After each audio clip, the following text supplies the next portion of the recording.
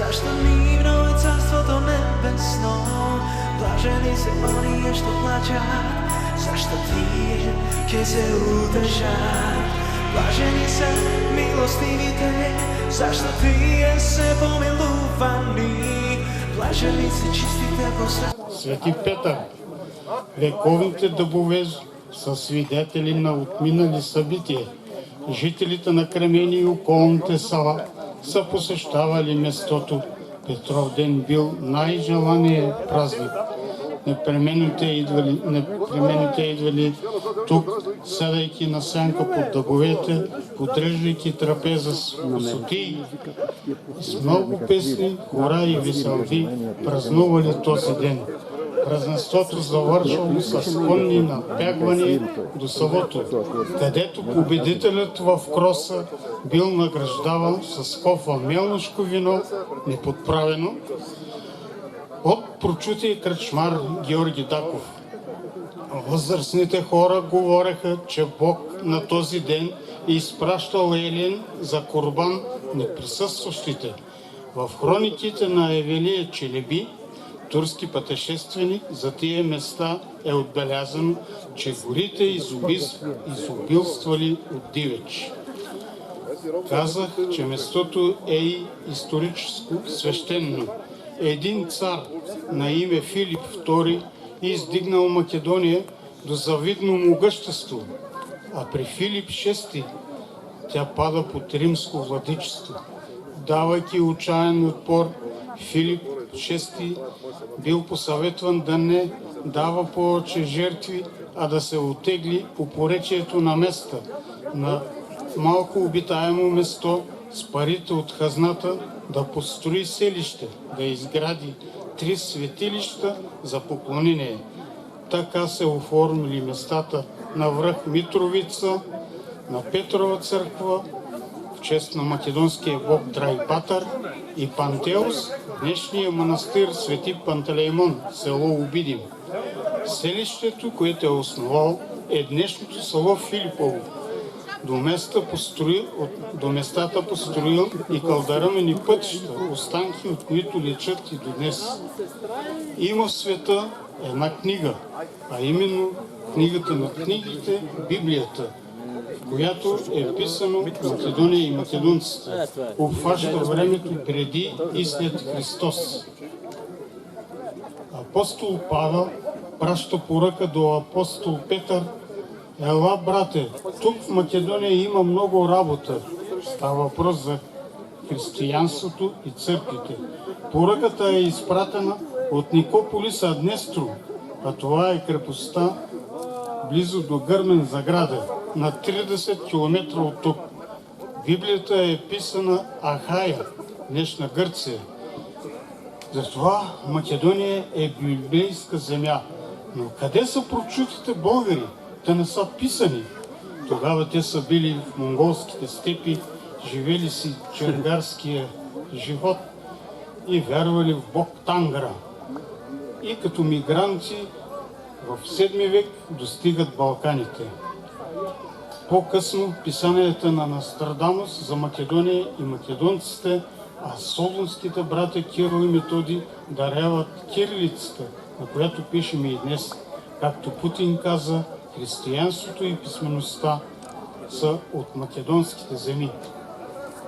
Преди 15 години Николай Штранков построи Параклиса, достави вода. Местото се обгради с помощта на дарители и да са живи и здрави именно Мили Юсев, Кремен, Данчо Пандев, Добринище, Стоян Марков, Гоцевелч, братя Милчо и Петър Юсеви, Емилия Ципарова, скоби Балтова, Любен Ценкин, Георги Джаров. Благодарност за труда за ограждането на обекта на Любен Кукудов, а мрежата е положена от групата с ръководител Атанас Пакларски. Тази година построихме изкара барбекю за готвене на курбана от Николай Штранков, а даренията са... Курбана е от Николай Штранков, а даренията са от Иван Димитров Караджов Майс, дари и посуда. Благодарност на косачите Георги Рупов, Георги Каракушев. Благодарност на готвачите с мастер-шеф Вангелия Юрупова, Елена Штранкова, Снежана Каркушева.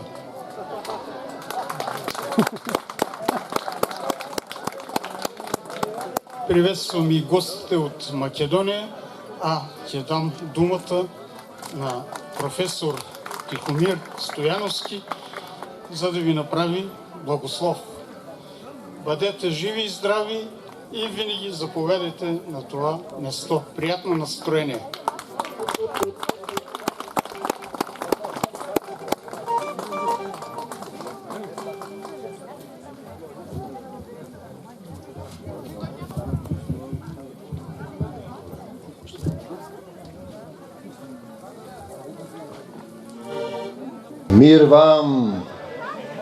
Мир вам, убави, благословени, избрани македонци. Татко наш, кој си на небесата, да се свети името Твое, да дојде царството Твое, да биде волјата Твоја, Татко мој, а волјата Негова е запишана во Светото Писмо, во живата книга, во Исусовото Слово. Волјата на Небесниот Отец запиша еден човек во сонот на апостолот Павле, македонецот, кој го сонуваше, кој бараше помош и рече: дојди во Македонија и помогни ни. Татко наш, колку си ги возлюбил македонците. Семокниот Бог знае што се случува. Тој знае се. Затоа запишал македонци, Македонија, благодатта Божја дадена на црквите македонски. Сега некој сака, што не верува во Бог, што не се плаши, да каже дека нешто не постои. Ако го нема тоа што постои, како може тогаш да постои тоа што го нема? Македонецот го познавал Бог, затоа го повикал. Во писмото е пишано: ќе изберам народ, семокниот Бог запишал, кој ќе го прослави моето име, неговото име, името на Исус. Господе Исусе Христе, дојди во Македонија и помогни ни.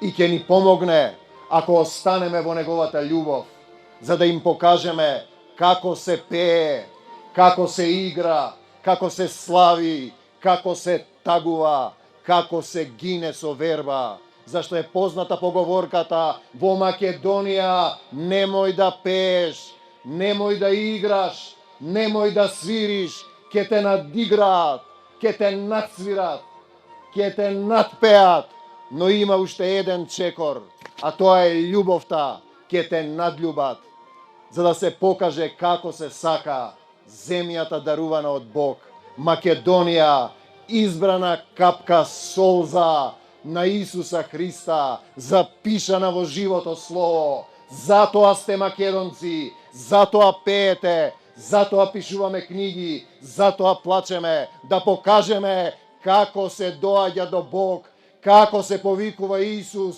дојди, Господе Исусе Христе, во Македонија и помогни ни. Дојди во нашите срца, помогни ни да ги љубиме непријателите своји, да им однесеме вечера на непријателите, да им ставиме жар на главата, да го завртиме и другиот образ, никого да не осудиме, да им простиме. Дојдете, бидете македонци, не ви браниме, но не можете да кажете дека македонците не суштествуваат, кога Исус Христос, семокниот Отец, запишал дека сме тука, живи сме, пееме, љубиме, простуваме. Тоа е Македонија, Македонија е духовна кота. Македонија не може да се земе. Земјата е таа која зема. Човекот на крајот на својот живот се враќа во земјата, а душата оди на суд пред Бог. Македонија е духовна категорија. Таа не може да се одземе. Тоа е начин на живење. Тоа е начин на славење. Тоа е начин во кој ние го повикуваме Исус кога играме и ги славиме неговите апостоли. Господе Исусе Христе, дојди во Македонија и помогни ни, дај ни сила и љубов, да љубиме, да победуваме со љубов, да останеме македонци. Тие сакаат да избришат нешто. Два народи се важни и тие се последните пред да создаде Господ, нашиот Отец, кога ќе дојде во Исуса Христа ново небо, нова земја. Двете последни земји и нации кои ќе останат се евреите, израелскиот народ кој имаше завет со Бог, но не го позна и го распна, а потоа македонецот кој го повика Бог, затоа што тоа е негова волја, Божја волја, волја на Отецот да сме македонци, да пееме и да се радуваме. Татко наш, ти благодарам што ги создаде македонците, што им ги даде даровите, што ни ги отвори срцата да немаме тесно срце, да ги љубиме сите. Отвори им ги срцата на нашите соседи, татко наш, да разберат дека Македонија е љубов, не да се плашат од македонците, не да ги убиваат македонците, примитивно љуби го својот ближен како самиот себе си е заповедта Исусова. Не можеш да бидеш христијанин, а да ги негираш македонците. Тоа е непознавање на Исус, тоа е непознавање на Бог, тоа е богохулие. Ке дојдам при вас, вели семокниот Бог, откако поминам низ Македонија, оти ке минам низ Македонија. Македонија е духовен пат на љубовта, низ кој сите ние минуваме, да го завртиш другиот образ, да го љубиш непријателот свој и да победуваш со љубовта Исусова. Ах, колку си не возлюбил татко наш, што си ги создал македонците. И јас се радувам, душата ми пее, кога доаѓам во Кремен, кај овие луѓе со овие песни во Разлог, во Ново Лески, Мосомиште, Сандански, Петрич. Доаѓам да ги гушнам и да ги љубам моите браќа и сестри, да ги љубам македонците, да останам во Исусовата љубов. Во името на Господ Исус Христос сега ја прославувам победата на Господ Исус Христос над смртта, над сатаната, над демоните, над негирањето на македонците, на степенот на нељубов. Овде во Кремен, во цела Македонија, на Македонскиот полуостров и во целата земја, Господе Исусе Христе, дојди во нашите срца и помогни ни. Остануваме македонци, какви што не запишал Всемогниот Отец во Исусовото Слово. Остануваме и победуваме со љубовта Исусова. Македонците се Исусов народ. Он е нашиот цар. Пишани сте во живото Слово. Никој не може тоа да го избрише. Затоа што тоа е волјата негова. Амин. Ве сакам, македонци мои. Вие сте капка сол за Исусова. Вие сте светлината на светот. Вие сте избран сад за свечена употреба. Вие сте народот кој љуби и победува со љубовта. Амин. Амин. Убави деца.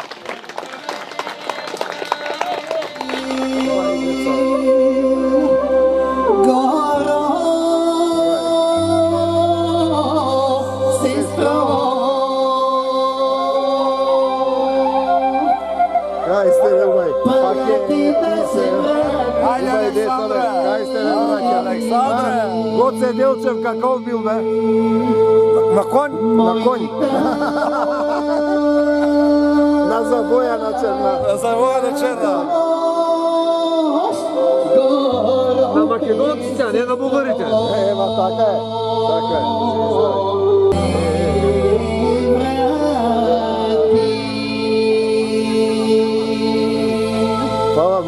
Убави луѓе. Да сте живи, здрави, благословени. Супер. Чека да ги патиме овие војводи. Значи, ние да го дадем, да го земеме аспаруха, да го дадеме Гоце, да направиме Трамп.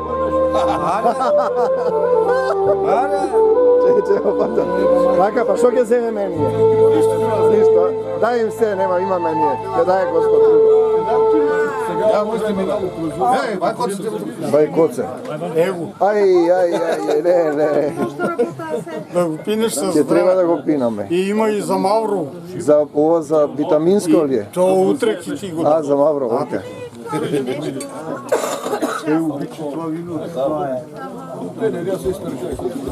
Има ли македонци? Македонци има ли тука? Има! Или во шумата да барам? Има! Аспарух, ќе му го земе Аспарух и сите. Вижте, единствено да навлажа, да тачим единствено Исус Христос, другите такива идоли на нас не трябва. Само Божията, Господ да нас седи, Господ да нас зачита и уважава. Другите такива идолите са временни. Така. Само верата в Исус Христос е вечна. Амин. Браво. Това, другото всичко е идоли. Така е. Да се не си везда. Верата в Исус Христос в живия Бог. На всички да помага и нас да не забрави. Амин. Второто пришествие на Христа, като дойде,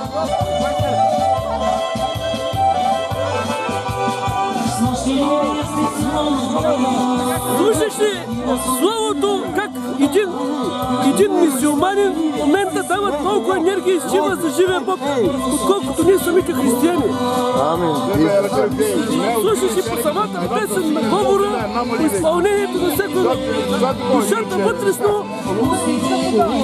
вътрешната душа на човека е по-силна, когато самия Бог го кара да дойде на място. Така е. Така, нали? Ако той няма вера в Бога, няма да е тук в момента. Така е. Верата е нещо, което самия Бог не е дава на всеки един. Така е. Определени хора и винаги живота ми е труден, но като каже амин, дай Боже, помагай къде истините. Това е самата истина. Амин. Истината за живия Бог, за Христа. Не ти попове, не ти калугини, верата в Бога. Амин. Може да запази само на изтока, при слънцето ние сме православни, от тях при православието трябва да се завъртиш на изток, да наведеш главата, да се помолиш на Бога, ние всички сме много грешни. Да се покорим на Бога, но първо да и оттам нататък идва всичко Негова благодат.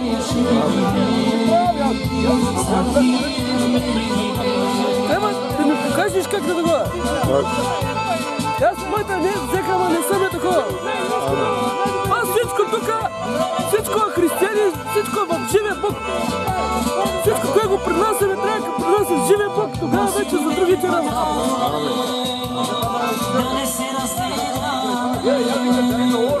Идва ли до път тук при мен? Кое място най-много харесва, като идва тук в този? Не си за такова.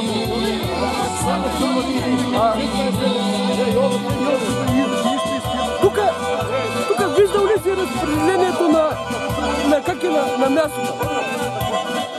Направил ли ти впечатление? Мястото, самото място тук. Самото място като разположение. Писа как е село Бирим, Ракица и направо надолу идва църквата. Кажите му, идва манастирите на Атон. За атонските манастири, слушал ли си за Атон? Бил ли си там? Не си бил? Не. Трябва да идиш да видиш каква благодат е на манастирите на Атон. И само като влезеш, изкара си виза, да видиш какъв благодат всичките манастири. Не ти руски, не ти гръцки, не ти български. Все за македонски манастир не знам дали има. Или на Атон.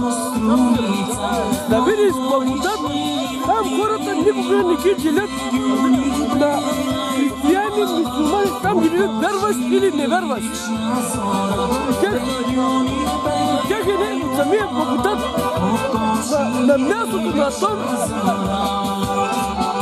на самото място, че идва от самата природа до таква благодат дига, че направо на аз като бях хиляд целия съм настръхнал от нас, където бях там. И на руските манастири, и на Зограф манастира, къде е, и на Хилендар, калугерите всичко пее за благодат, за Бога. Или някой път, ако искаш, ще те закърдим заедно. Да видиш такова нещо, благодат, ще иска да влизаш или като разположение как са манастирите и ще видиш какво нещо. Има пещерата на Свети Козма, къде е живял Свети Козма. Там не даваха да снимаме много. Да видиш мястото благодат, как вътре в самата пещера вода има, тече миро, което помага за благодата на хората. Единственото място, където не могат жени да идат на манастирите. Там е забранено. Тук сме ние.